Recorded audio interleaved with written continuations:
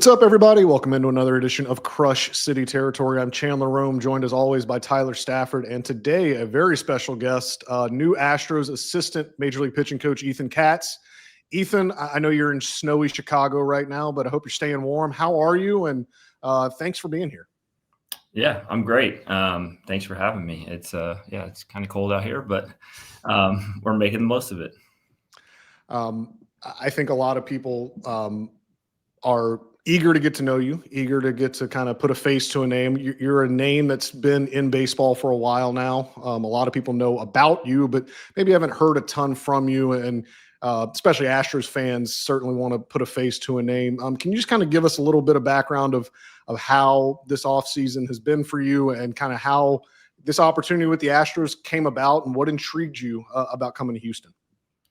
Yeah, I mean the off season was kind of chaotic. I talked to a bunch of teams, and Joe reached out one night. I was cooking dinner, reached back out, and he wanted to get me out to Houston, and got a chance to meet everybody, which was great. It was a really good experience for me when trying to make a really tough decision for me and my future.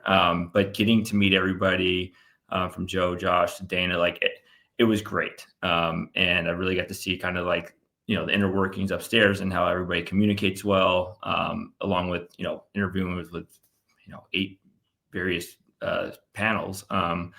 So it was really good from my standpoint, just to kind of get to see the organization, understand the organization. It's much better than doing a Zoom. And, obviously that's part of the process doing that. But when you get to meet somebody face to face and talk to it really was this is a great place. And it really wasn't on my bingo card, because I know the Astros have notoriously done a great job developing pitchers, and the people within, they've always kind of promoted from within. So it wasn't something that I really thought that was an option or an opportunity, really. And then when they called, I was like, this could be a great opportunity for me, and obviously this is where I'm at. So I'm very excited. I know with any sort of coaching or things like that, there's a line of industry secrets that we don't want to let out. But do you have a sense of what made you so valuable to Joe? What is it about you or your coaching style that you think you bring to the Astros that they were looking for? Well, I know one thing that a lot of teams do, they do a lot of homework, right? So they talk to the various players, front offices, coaches. So I think they got to learn a lot about me before I even walked into the building and got to talk to them. So I think they got to hear about how I connect really well with players, all the different aspects I've been able to really help players while connecting with them.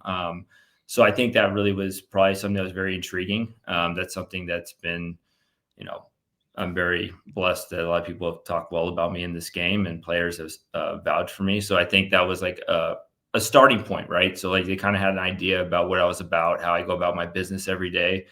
So I think that really helped me getting the opportunity to talk to the Astros.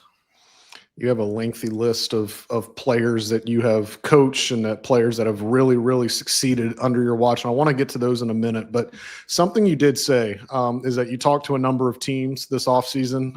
I'm sure you were very highly sought after because of the work you did in Chicago. I'm curious what made the Astros the team you're talking to all these teams. What made the Astros the place that you thought, all right, these other teams are great and all, but I want to be here? Well, I mean, playing against them in 21 in the playoffs, I mean, you can't beat them, join them, right? So it's it was something that has always been intriguing to me. I've always watched from even in the minor leagues, watching kind of the innovation of the Astros, right? I remember being in low A and there's our guys are hitting. They have a shift on. We're grounding into double plays. When I'm thinking it's a base hit, I'm like, what's going on here? They're just ahead of the curve, right? And it just was really something that for me, it was just kind of, I wanted to challenge myself, a different opportunity. And it was, just everything they've done, they're winning. That's important to me. I want to win. I want to be able to see, help guys along the way, but also they're a very good pitching development program, which I thought, it'd be exciting for me to kind of get on board and try to help. I wonder what your conversations were like with Josh Miller, the lead pitch. For those that are not listening, those that don't know that are listening, Josh Miller, the lead pitching coach, is one of those guys, Ethan, that you mentioned, has been in the Astros organization forever and just worked his way up. He's one of those kind of internal promotion guys that every time somebody left, Josh just kept getting going up the hierarchy. Wonder what you guys' conversations were like during this process, and whether there is some commonalities in the way you guys view pitching and view pitching development. Yeah, I mean, I think, me and him have kind of a very similar background, in the sense of like he's done a lot throughout the system to kind of get to where he's at. I've done it through various different organizations to get there, but we both have pretty much worn every single hat.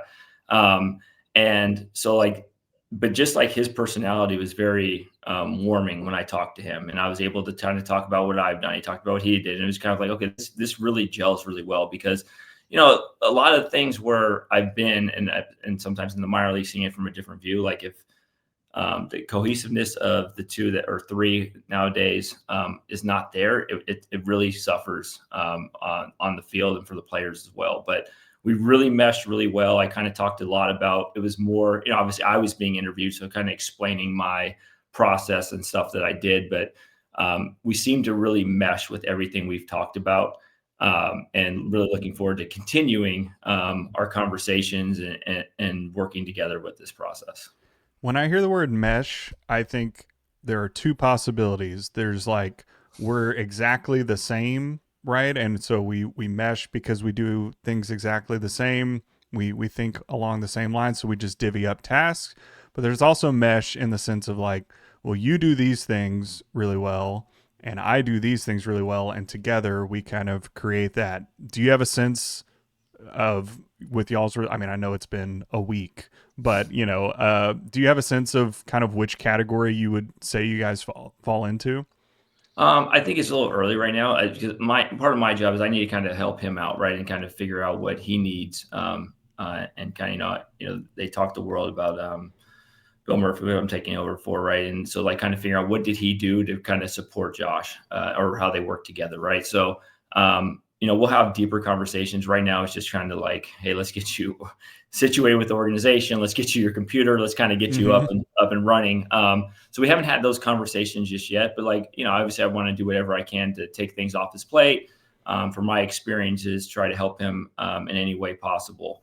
I do have a relationship with Bennett Sousa, so he got to talk to me. We talked yesterday, and we were talking a little bit about everything about the Astros, and he talked about Josh and how great he is and his personality. And it's like, it seems like a very similar personality, the way he was describing it, just how we go about our business. So I think from that standpoint, it should be very, very beneficial to the players. Was there any part of you that, as you're going through this and Joe calls you, you mentioned like you've played against this team for a very long time. You've been in the other dugout in the minor leagues and the major leagues. You have seen how they have taken pitchers that maybe some other teams couldn't unlock, and they have unlocked. Was there any part of you that was just curious as to like how they're doing this, and maybe you wanted to see, like, maybe see under the hood and kind of how this all works? Was there any part of you that was just curious about how they keep doing this? Yeah, I mean, I think definitely, right. That's kind of like, you want to put your go into a place where you feel like you can help, but also like there's an opportunity to kind of see what is different here, right? Because I've done it, running it for the White Sox for 5 years. Like, that's, now you're getting to go to a different organization and kind of see what's different. Like when I went from San Francisco to the White Sox, it was a completely different situation, just from, the infrastructure, how they communicate and stuff like that. So learning a different organization is always new, but it's also exciting too at the same time, because it gives you a chance to kind of give it an opportunity to kind of grow and kind of spread your wings and try to maximize your coaching talents to help the players even more. So it's something that I'm looking forward to, and kind of seeing, because I mean, there's been a lot of successful pitchers. There's been a lot of deep playoff runs, and being a part of that, I'm excited to see what goes on to kind of help support that. Real quick, so I am a former teacher and coach, so I do want to talk about high school baseball here in a minute. Did you teach at all, or were you just coaching? No, I was just coaching. They had a full-time pitching coach at a high school that didn't have to teach. Yeah, I mean, I honestly fell into coaching by accident. I was the intentions were to continue playing, and I was playing after I got released from the Rockies, playing independent ball 1 year. I wanted to go back again, but I was working out at the school because I knew the assistant pitching coach, and he was just like, "Hey, do you mind helping some of these pitchers?" And I was like, "Sure, no problem." Like, I enjoy talking to a lot of them. I'll hang out, and I'm gonna go play. And so they hired me for like basically a half of a semester, I guess you can say. And then it was like, you know what, I really enjoy this, and I just walked away. So I didn't. I came into coaching by accident. So I was like, once I got into coaching, it was a part-time job, and then I was doing like club ball to private lessons to kind of supplement everything else, and then it just kind of grew after that. So when I was I coached for like 5 years. Now, granted, Baytown, Texas is not the hotbed of talent that the greater Los Angeles area is. So I'm aware that we're on a little bit of a different playing field. But in my 5 years of coaching, I had one kid who went on to play D2 college basketball. And that kid was so much better than everyone else in 7th grade. It was laughable. Like, we could tell day one of practice, like, this kid is special. You had 3 big leaguers on your high school baseball team. For those of you that don't know, Ethan coached Max Fried, Lucas Giolito, and Jack Flaherty at the Harvard Westlake High School. Just what did that look like as like 15-year-olds and 16-year-olds are facing off guys who not only made the big leagues, but are like legitimate staying power big leaguers? What did that look like on a Friday night? It was, first of all, when I started coaching him, I had no idea. Like, I love Really? Lucas, kid, like Lucas is, but he was a mess when I first met him. Like, he was doing bullpens, he was falling down as a sophomore. I mean, he's come a long way. But there was high upside. The arm talent was through the roof. So it was like, Jack was a lot more polished. He was a great strike thrower, but the velo was a tick down, but he could throw 3 pitches really well. We were able to add a slider, which is like, a staple to get to the big leagues. And then Max was, a big time lefty with that same curveball he displays today. So it was like, I had no idea. I knew what really good players look like, than guys going to pro ball, based on my time playing. I had no idea they were going to be like, there's going to be World Series, All-Star appearances. Like, I had no idea that was going to be kind of like the end result. And they're still, writing their book. But it's kind of, it's exciting. But they were dominant. They were dominant. I mean, it was, pretty special. Like, we actually we won a national championship after Lucas and Max left with just Jack, because Jack was 2 years younger. So it was, I didn't know from there that I would be coaching in pro ball and all the, various stops I've had throughout I just was enjoying the moment and thought I would like coaching. And, we developed some guys, and we still have very, very close relationships to this day. They have national championships for high school baseball? Oh, yeah. Oh, yeah. Oh, I'm missing out. Again, Baytown, Texas. Yeah. So, although I did see Yankees legend Brett Marshall pitch for my high school team. That's the only big leaguer I ever saw growing up. Ethan, another big leaguer you've been fortunate to be around a good bit, Dylan Cease. I remember opening day. I believe it was 2023. I believe it was the opener when the Astros got their 2022 World Series rings. Yeah. Dylan went out there and absolutely shoved against Fromber on opening day in 2023. You worked with him obviously extensively with the White Sox. It became official yesterday that he is going to be a very, very, very rich man for a very long time. 7 years, $210 million at the Blue Jays. How happy are you for Dylan to get that deal and to secure what he's been working toward his whole life, and maybe through your eyes, kind of how he evolved to get to that point? Yeah, I mean, I'm ecstatic. Anybody that can really secure years and financial stability like that for lifetime it's amazing, right? But it was, it was a process. That was like one of my biggest challenges when I took on the job with the White Sox. It was a, very talented pitcher that, let's identify what he does well. There's a strike zone and just try to get as many, strikes out of him. But then really understanding that, there was a slider that was underutilized that could really help him. And it got better as time went on. We made some changes with his delivery. We challenged him day to day. And to his credit, he worked extremely hard to get to where he's at today. We had a great relationship. He called me right after it happened to tell me that, and I couldn't be more happy for him, but it's something he worked extremely hard. If you watch the evolution of Dylan to like where he is today, kind of watching even like where he was in the minor leagues, it's a great story. It's something that this guy was like Lucas, when I met him, extremely talented, just needs some polishing. Right. And, when you have talent, and you're just a coach is just a little bit of a support system, but it was like something that where we really gelled really well together, and the timing was right in his career. And we were able to kind of send him on his way after we traded him. And now he's up in Canada, and he's done very well for himself. So I'm very proud of him. I know the answer to this is all of the above, so I'm taking that answer away from you preemptively. So you gotta pick one of these. But when you're evaluating a pitcher, when you're trying to help them, improve, there are a lot of different ways to do that, whether it's watching them in person, kind of seeing them there, watching on video, looking at mechanical stuff, and then also the analytic side of things of looking at, spin rates and arm extension and those types of things.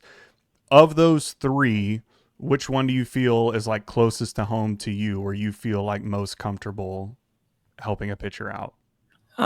It is all, I would say it is all of the above. And I know that's not the, but it's something like, there's always like, I'll give you an example. Like when I got the job with the White Sox, right? Like Carlos Rodon was a guy that was, he wasn't in the best spot. Let's just say, like, just watching where he was, the velo had declined, the mechanics had changed. And, so I went back and I had to watch like YouTube of him in college and kind of see where he was to make him a top pick, and kind of, okay, now let's try to restore that. Right. Whether it's, Dylan tapping into a slider more, like along with mechanics. So there's different avenues where you can up usage, you can fix mechanics, you can change mechanics. Like Lucas, we changed his arm action completely from where he was because an adjustment was needed. So there's different variations of what a player might need at the given time. So it's just like, I feel comfortable with anything. It's just kind of understanding what's needed in the certain moment. So were you involved in the arm slot for Giolito with the kind of short arming that we talked about it in our last episode of that has seemed to be a little bit more in vogue recently? Was that something specifically for him, or is that more of a league wide thing? What's the thought process behind kind of that shorter arm slot?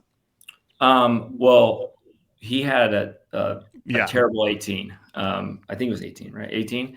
And it was like, off season came. We at that time it was him, Jack, and Max. We were all in LA, so we always worked out together. But he was like, "Oh, that's cool. Ethan, give me everything you got.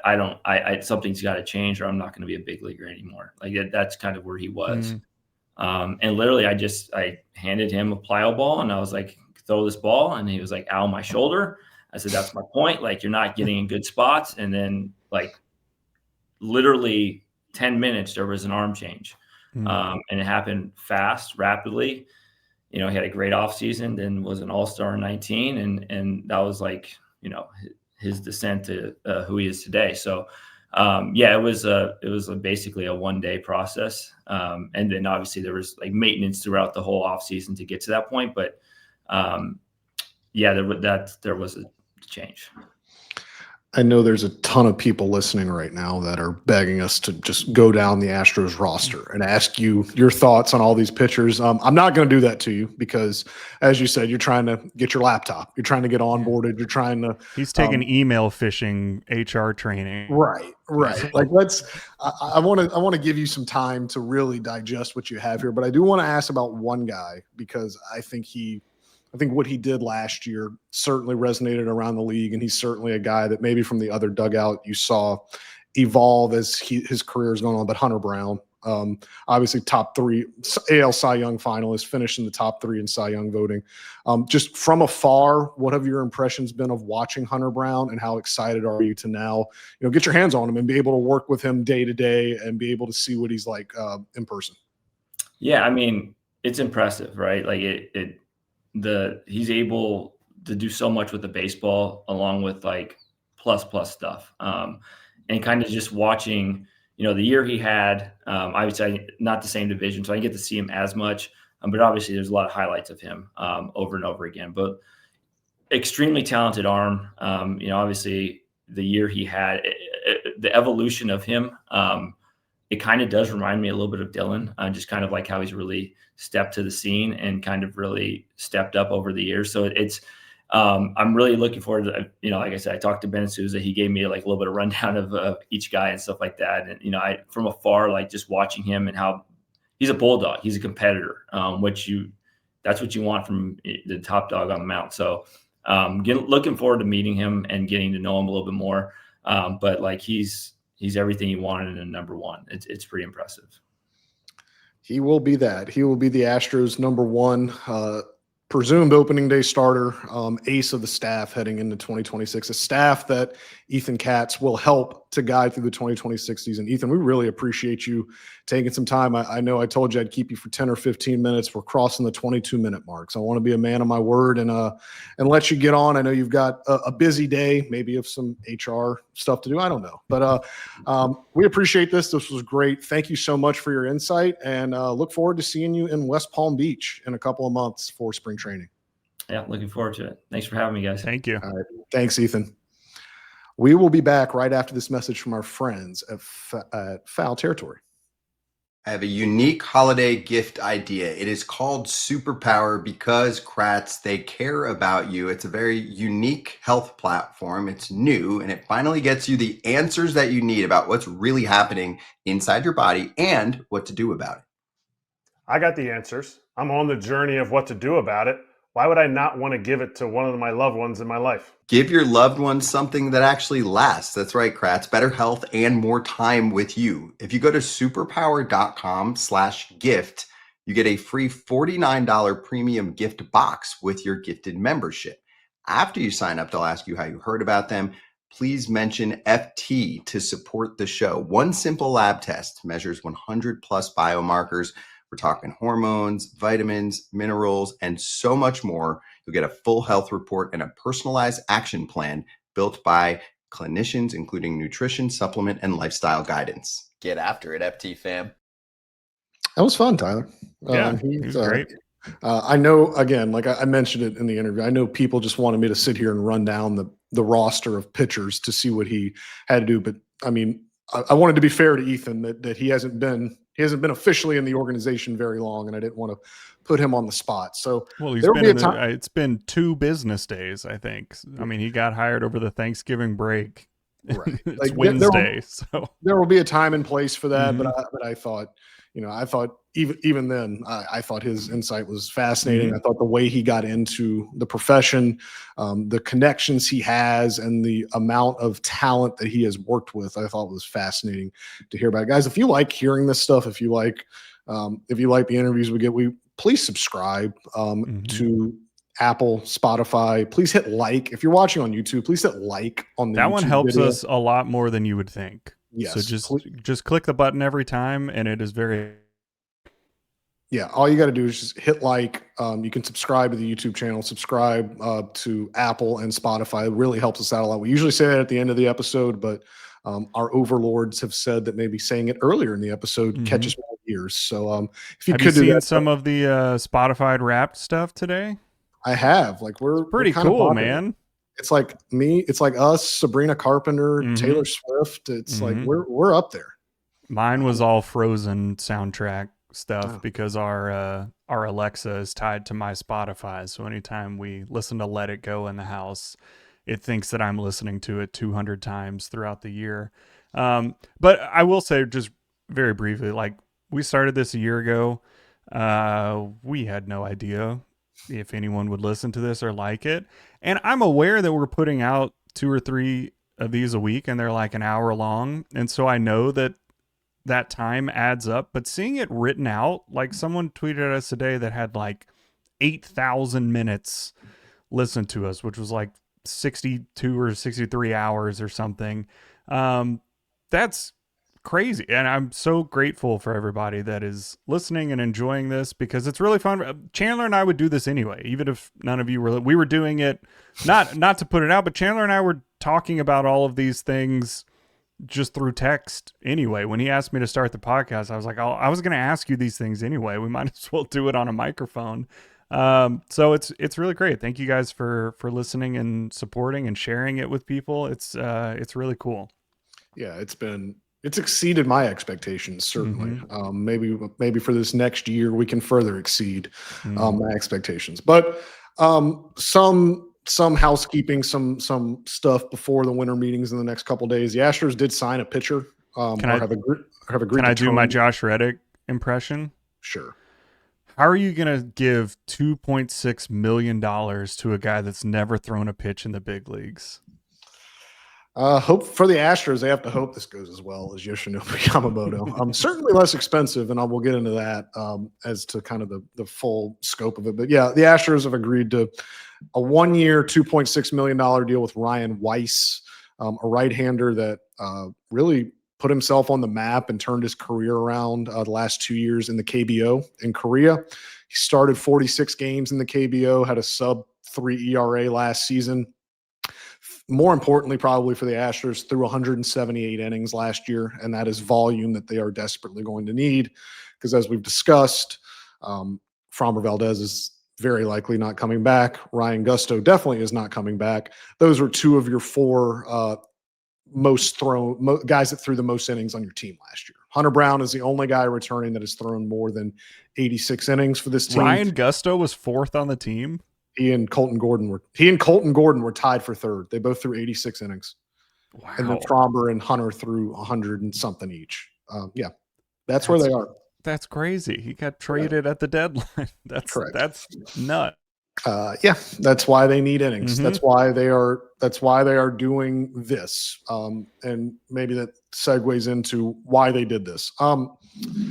As we have discussed, the Astros are wary, if not avoiding, the luxury tax, at least for the offseason. As we've seen with Jim Crane before, he'll do this in the offseason where he says very firmly, I'm not going over the luxury tax. But then if they get to the trade deadline and they're in contention, he has shown a willingness to bend on that stance and to allow the team to cross the threshold. But for right now, they are not operating as if they're going to be able to have the financial wherewithal to cross the luxury tax. They need another left-handed bat. They need at least one more starting pitcher. I think they'd like another reliever. All that to say, like, their financial constraints coupled with how high the prices are on the free agent market right now. See Dylan Cease, even see Lucas Giolito, who I still think would make a lot of sense for this team, but in talking and in snooping around, sounds like right now his price is too high. And it could be one of those things where if he's not signed in early February and the price comes down, maybe the Astros are certainly in the market for that. But they are giving themselves a lot of high upside, low risk insurance. They did it with Nate Pearson, friend of the pod, for $1.35 million for a year. Ryan Weiss is a little bit more of a known commodity just in terms of durability, in terms of being able to post. Nate Pearson has not been a starter for a very long time. Ryan Weiss just came off 180 innings in the KBO. How the KBO translates to MLB it's a fascinating question. I'm not sure how it's going to go for him, but I can tell you that the Astros were very intrigued by a lot of the KBO crop this year. They were very interested in Cody Ponce, who was the KBO MVP. He signed with the Blue Jays last night for 3 years and $30 million. Again, we're getting to prices that the Astros right now are not able to meet or don't want to meet. So what does that mean for the future of their rotation? What does that mean for the future of the offseason? It has been reiterated to me over and over, Tyler, that if the Astros are going to keep addressing their rotation. They are going to get another established starting pitcher with big league experience in this rotation. It is reiterated to me, however, that is going to come via trade. It is far, far, far more likely that the Astros trade for a controllable, youngish starting pitcher than it is they go on the free agent market and sign one of the guys that's out there. It's a tact that I quite frankly didn't think that they'd have enough ammo just in their farm system, even on their major league roster, to go do that. But in talking to people, it does sound like they've got, some irons in the fire, and it sounds like they're pretty encouraged by just the initial conversations they've had with teams in terms of what the trade market could look like and possibly what starting pitchers they could acquire. Look, yeah, the Astros are not going to be able to pull off like the Juan Soto deal from a couple, like they don't have those types of guys. But the Astros, even the worst farm system in baseball, has enough guys to acquire role players. Like they are capable of packaging them together, and also there's some salesmanship to it as well. Like it's not just numbers on a spreadsheet. Like depending on how you talk about Bryce Matthews, you can sell this guy as, look at his speed, look at the defense that is there, there's pop, you know what I mean? Like you have to be able to communicate these things well, and I think that's what good GMs and good organizations do. And look, these are the types of moves with, is it Weiss or Weiss? I think it's Weiss. Okay. I probably should have checked on that, but I'm going to go with Weiss. Okay. So Weiss, that is the type of move that you forget about, and you look up in June and you go like, oh, that guy's just there every fifth day. And those are the types of players that you need in a 162 game season. I just for fun, I pulled up, there's a WAR calculator. So again, WAR, wins above replacement. I know most people know that, but it's just a general idea of how valuable you were as a player. To give you context, last season, Mauricio Dubon was worth 1.7 WAR. So he's worth about 2 wins to the Astros over the course of a season. He signed for what, $5.5 million, $6 million, 5.8, something. Yeah, something between like that. Between 5.5 and 6. Now, a lot of that is defensive value. Actually, literally all of it is defensive value. He was that's where all of his value came from, was 1.7 WAR, and he also played a ton. He played in 133 games. To give you context for the value of bulk starting pitching. So again, Dubon was worth 1.7 WAR. In this WAR calculator, I just put in an ERA of 4. That might be a little low for Weiss, but let's say he has a 4 ERA, which most people would not look at as anything to be excited about. But if he throws 150 innings for the Astros with a 4 ERA, would you like to take a guess at what that WAR is? I'm going to guess at least 2.5. It's 1.7. I did it just to match Dubon. But my point is, a 4 ERA in 150 innings, so that's not even, that would be every fifth day.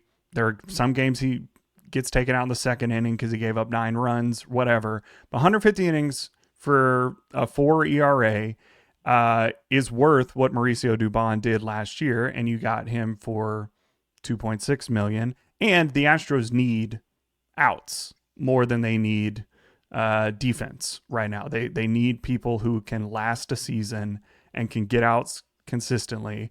So not everything has to be, pardon the pun, a home run, right? Like you don't always have to get the top end guys. Sometimes you just need people who aren't bad. And I've talked about this a lot, but I remember reading when Jeff Luhnow took over the Astros, and friend of the pod.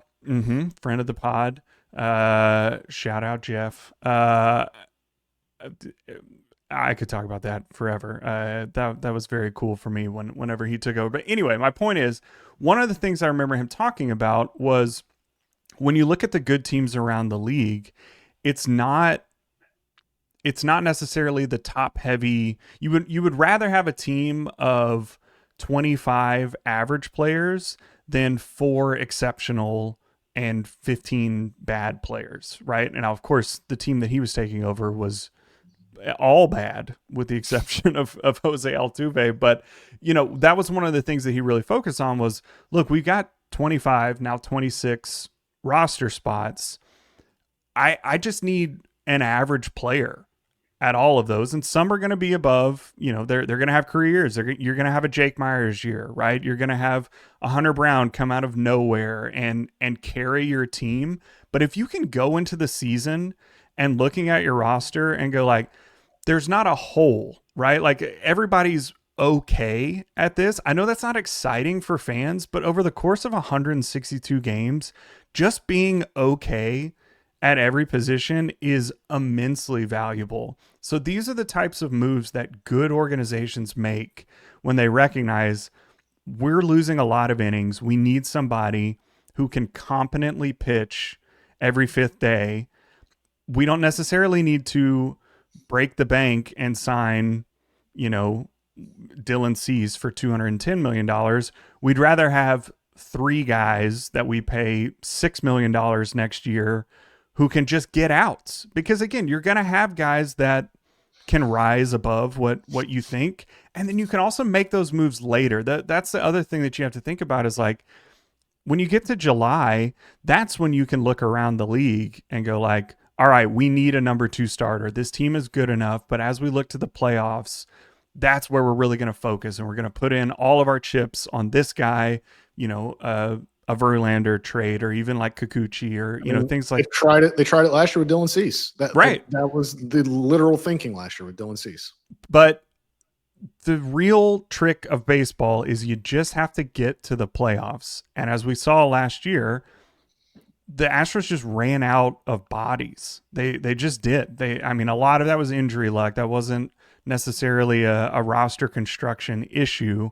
But look, if the Astros just had everyone on their team play most of the season, they're in the playoffs, and then anything can happen, as you saw. The World Series went to Game 7 against a juggernaut. It went to Game 7, right? Am I making that up? Yes, it went to Game 7. Look, I forget everything as soon as it's over. But my point is you just have to get in. So right now, what the Astros need is depth and the ability to get through a 162 game season. So I love the move. Again, he may be DFA'd in May because he has a 12 ERA and he's throwing 87 miles an hour. I don't know, but it's $2.6 million. And again, even a like average year from him, 4 ERA, 150 innings is worth what Mauricio Dubon just did for the team. So anyway, that was just my general thoughts reading those things. Yeah. And let's not forget, like they did this last year too. It didn't get talked about in the Tucker trade because Cam Smith and Isaac Paredes, but that was Hayden Wesneski. Right? Yeah. That was him. He got hurt. It was unfortunate, but he was pitching pretty well before he blew out his elbow. And like they did it last year. It just wasn't like a signing. It was, they'll take Wesneski in the trade too. Like that was part of their calculus. And I get it. Like fans want the big names. I completely understand it. And as you see other teams spending a bunch of money, I get it. But this team has never done that. Like they also have big names, man. Like it's not like the Astros are anonymous, like they've got. But I guess like your opening day lineup is going to be Altuve, Correa, Yordan, Jeremy Pena, so and probably Isaac Paredes unless they find some crazy deal. But like that top 5 of the lineup is you're already fine. All you need is the rest of the lineup to just be not bad, and you need the pitching to carry you through. You've got an ace. You're probably going to need to find a solid number 2, but you've got 12 guys on the team. One of them is probably going to emerge as a number 2. And even if they don't, you can go get one throughout the season. Right now, you just have to win what was the Mariners GM?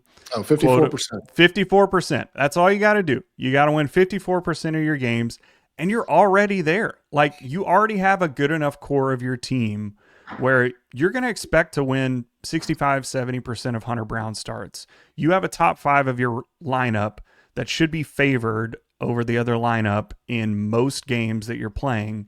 Now you just got to get to where there's not a black hole that just, crushes your team after you get through the top of your lineup or after you get through the first 2 guys in your rotation. That's the hard part, is you can't have 60% of your game started by, just people that is starting games as a pitcher. You just need people that are capable of getting outs the majority of the time. And again, it's hard to say that when you look at like the Dodgers or, whoever, but look, you just have to get into the playoffs. And right now the Astros are making moves that can help solidify a team and give themselves the chance at the playoffs, not only this year, but in the coming seasons, because they're not just going all in and then, being ruined for the years after that.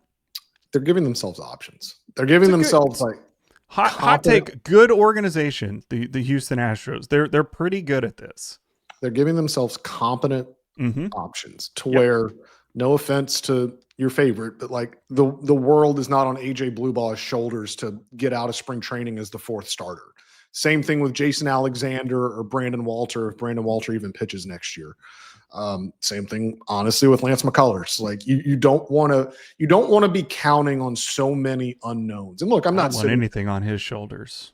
I'm not sitting here saying Ryan Weiss is some like known commodity, but I mean, he threw 180 innings of sub-3 ERA baseball in the KBO last year, and like KBO is not MLB. There's going to be some growing pains, I'd imagine.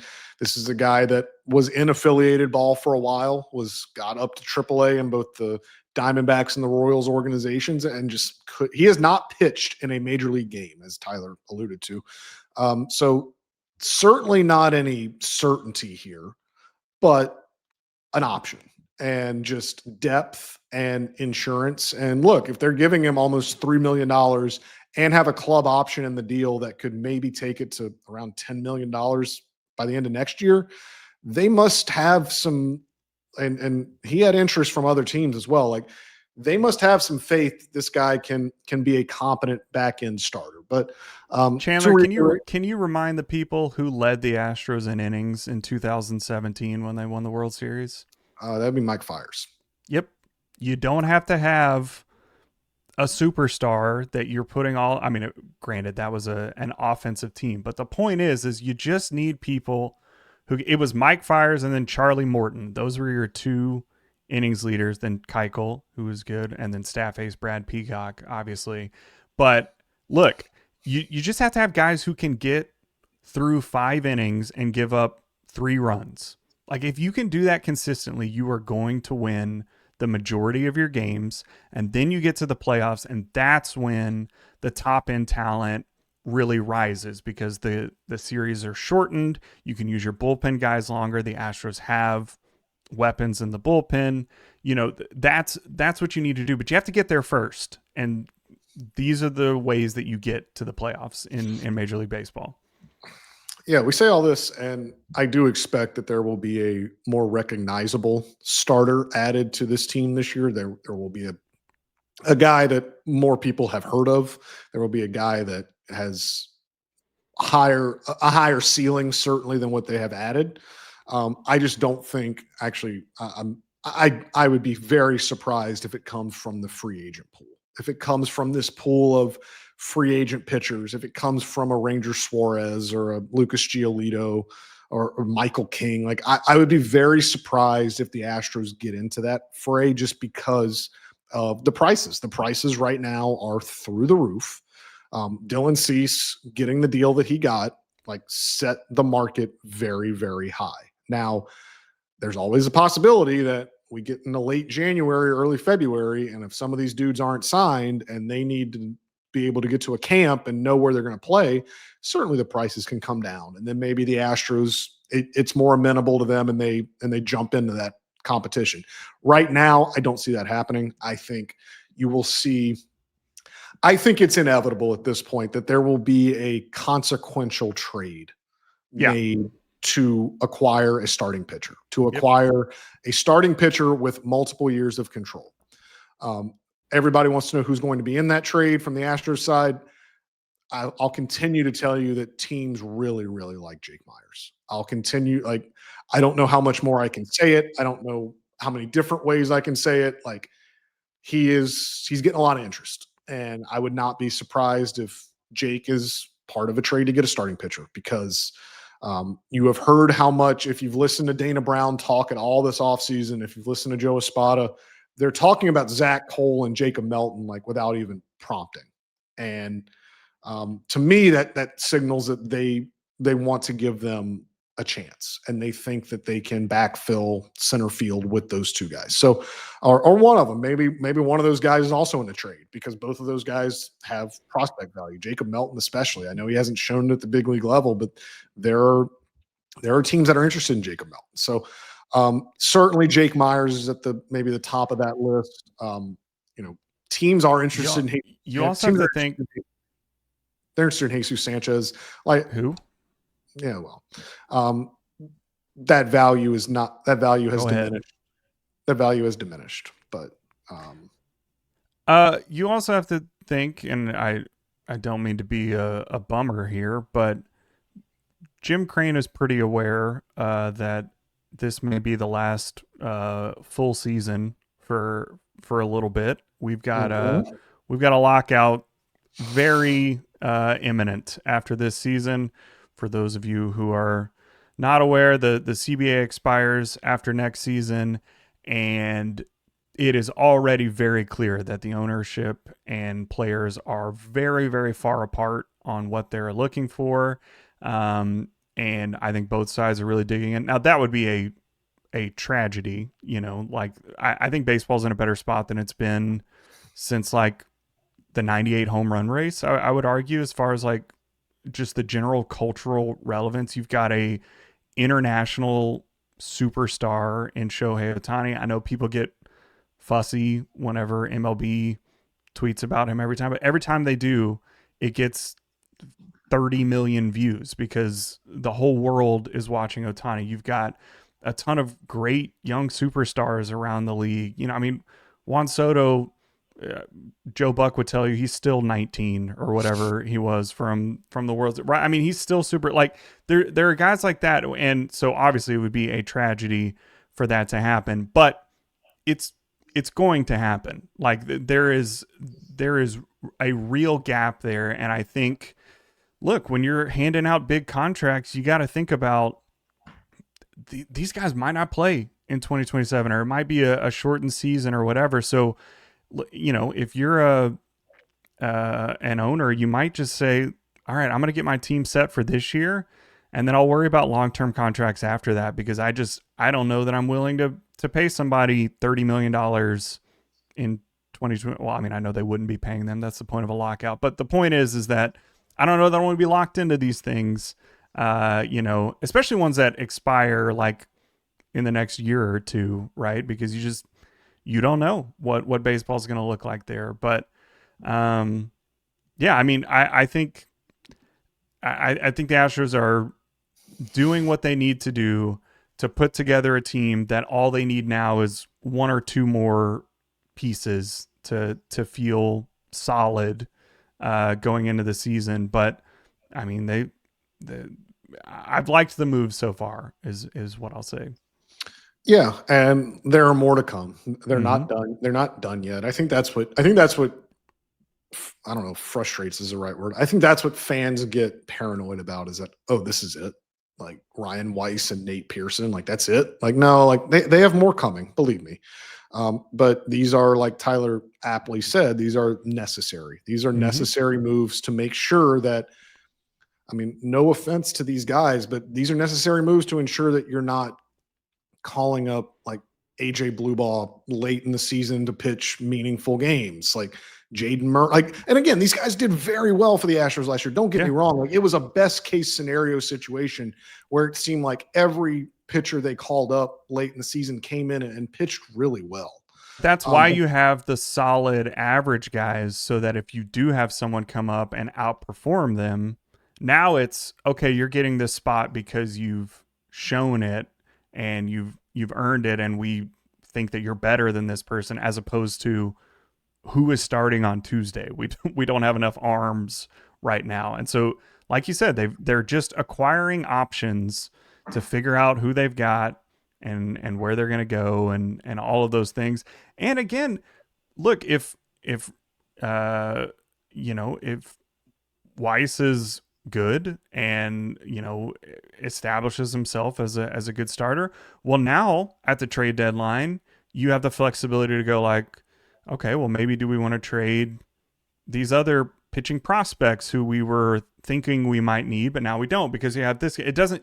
The point is you just got to find those 5 guys that can fill out a rotation, and you're just throwing darts at a board hoping that you find somebody.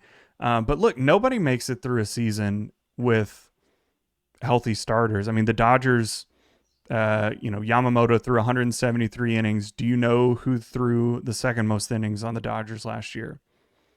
I'm going to take a wild guess. I'm going to say Emmett Sheehan.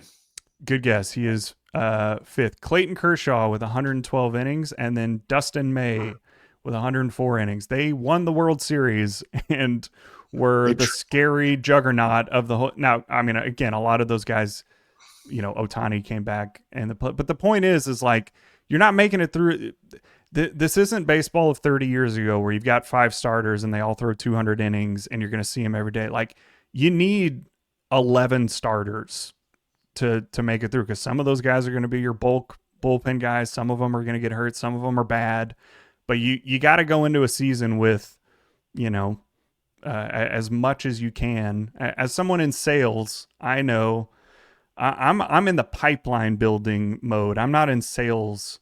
Sales is just a result of what you have in the pipeline. So in sales, you're constantly trying to get 3 to 5 times as much in your pipeline as you need for your sales quota, because not all of them are going to come through. And I think the Astros are doing the same thing with roster construction, and I think that's smart.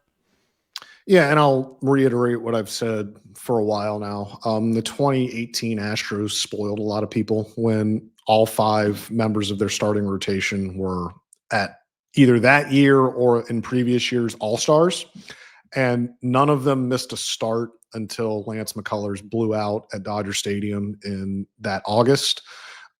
That's not how normal rotations function. Like, you don't have 5 guys that were All-Stars at one point. You don't have, in 2019, like, Wade Miley was your 4th starter, and he led the league in ERA for 3 months. 2018, all 5 guys took every turn in the rotation until mid-August. That doesn't happen. So I think the Astros are being prudent in how they're addressing this. I understand some frustration from fans that, they see Michael King out there, they see Ranger Suarez, they see Giolito, Cease, and they want to go get all these guys, and I get it. But that's just not the way that they are right now. That's not their reality right now. They could, I guess. Jim Crane has a lot of money, but that's not the way they're going to run this. So I would expect at the winter meetings next week, I would expect a lot of talk about potential trades. I know everyone's going to ask me, who are they talking to? Who are they targeting? If I knew, I would tell you. You can just go look at some of the teams out there with starting pitching available, and this is what I say this every offseason. I say this every trade deadline. If there is a team out there that is dangling starting pitching, the Astros have probably checked in with them. So no, it is not news next week when you're going to hear oh, the Astros have talked to the Twins maybe about Joe Ryan. Well, they should have. Mm-hmm. Or the Astros talked to the Royals about Chris Bubik. They probably should have. They've talked to all these teams. So as far as have they narrowed it down to, fit, things like that, which team has the best package. I don't know that, but I can tell you that they have been very active in trade talks. And I would imagine, actually, I more than imagine, I'm pretty convinced at this point that their big pitching addition will come via trade. And who knows, maybe it'll happen at the winter meetings next week in Orlando, where Dana Brown and all of his lieutenants, Joe Espada will be there.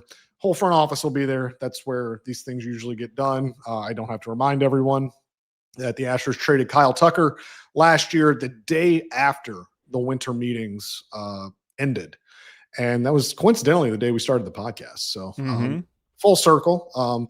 Who knows? Maybe we'll have something to talk about as consequential as that next week. But until then, you can follow me on X at Chandler_room. You can follow Tyler at Tyler C. Stafford. As we said earlier, please rate, review, subscribe on Apple and Spotify. Please like the video on YouTube. Please subscribe on YouTube. It really helps us out.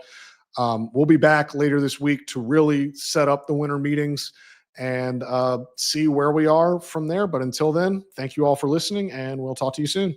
Bye.